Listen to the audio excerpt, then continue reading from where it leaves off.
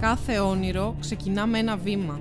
Ένα βήμα που αφήνει πίσω το γνώριμο και ανοίγει το δρόμο σε ένα μέλλον γεμάτο ευθύνη και ελπίδα. Από τη στιγμή που περνάς αυτή την πύλη, το όνειρό σου γίνεται και χρέος της σχολής μας. Από σήμερα δεν είσαι μόνος.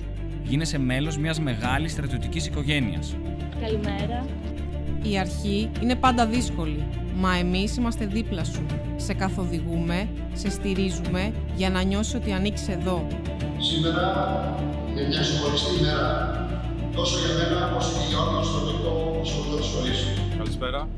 Καλώς ήρθες. Από σήμερα ο λόγος είναι η δεύτερη οικογένειά σου. Ευχαριστώ. Κάθε βήμα σου είναι συνέχεια ενός δρόμου που χάραξαν άλλοι. Είμαι ο Μαδάρχης και θαλαμάρχης σου. Και κάθε επόμιο στους ώμους σου είναι μια υπόσχεση. Να τιμήσεις την πατρίδα, να κτίσεις το μέλλον. Αυτά τα επόμια πέρασαν από γενιά σε γενιά.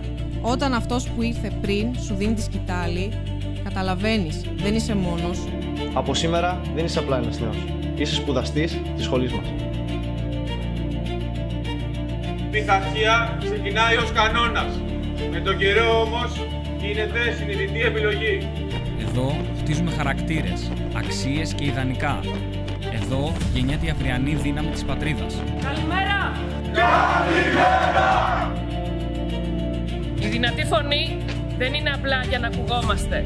Είναι ένας τρόπος να επιβαλόμαστε, να καθοδηγούμε και να εμπνέουμε. Η σχολή είναι το σπίτι σου. Η αποστολή, η δύναμή σου. Το όνειρό σου να γίνεις ηγέτης είναι και δικό μας καθήκον.